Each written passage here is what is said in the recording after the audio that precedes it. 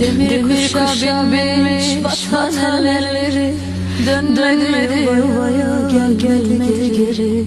Haber salın dostlar, sarın her yeri, kanadı kırıldı.